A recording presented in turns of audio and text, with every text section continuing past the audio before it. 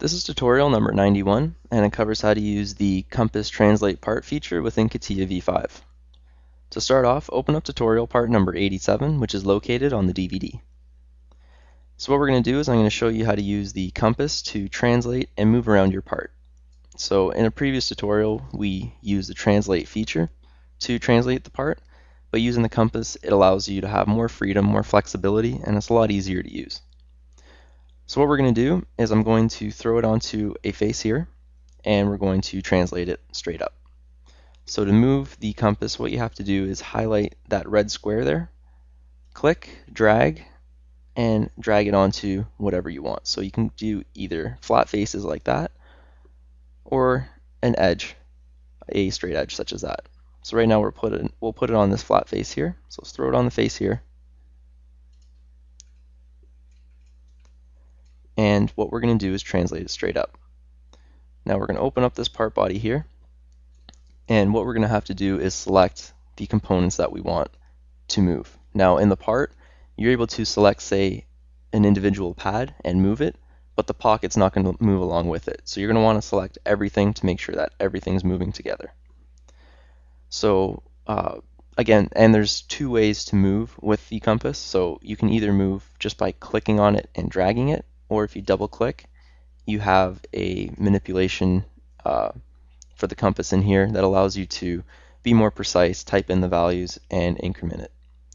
So right now we have this open, and what I'm going to do is I'm going to select the part body, the pad, and the pocket all to move.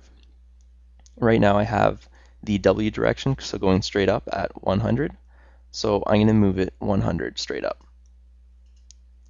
And as I increase it, you can see that it's going straight up, and as I decrease it, it's going straight down. Now I'm also able just to click and drag on that W. So let me close this. And if I click on the W there, I'm able to drag it up in increments of 100. Now it's moving in increments of 100 as that's what I have as my parameter in the compass. If I double click on it and say I put in 10 for the W direction, and I'll highlight all the components again. Now when I click and drag, it's moving in increments of 10. So you're able to change the increments, and this allows you to be more precise when you're clicking and dragging your component to move. Now let's do this along a line. So I'm going to pick that up and throw it out. So after you're done with it, after it's on a plane or whatnot, pick it up and just let it go anywhere in space, and it's going to reset itself up there. Whenever you're done with the compass, make sure that you kind of reset it and throw it back there, because if it's still on there, you might click it and move, and it might move something out of position that you don't want to move. So now let's throw it on this line here. So let's click, and let's drag and throw it on that line there. Now let's double click the compass to get into the menu, and let's put everything back to 100, and let's select everything. So the part body, the pad, and the pocket. So now we're moving all the features together. And now again, let's move it around. So let's increase it in the U, increase it in the V, and increase it in the W. Now doing this, we did 3 movements to get it into this one position.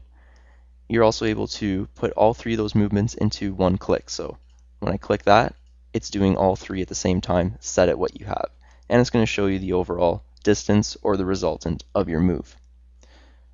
So again, that's just another way that makes it a lot easier for you to move around your part. And we'll close this, and we'll reset the compass. So again, this is just like another tool for you to move around your compass. So this is allowing you to click, throw it on your part, figure out where you want to move it, and it allows you to move it. Now the only sort of drawback compared with the translate feature is that when you use the translate feature, you would get a feature on the side that said where you translate it and how far. With the compass, it doesn't give you any of that, so you can't really go back and retrace your steps. So you kind of have to know where you want to put your component, and then use the compass and put it there. So this tool will be very useful because it allows you to quickly and easily pick up your part, move it, and translate it. And that concludes our tutorial on the Compass Translate Part feature within CATIA v5.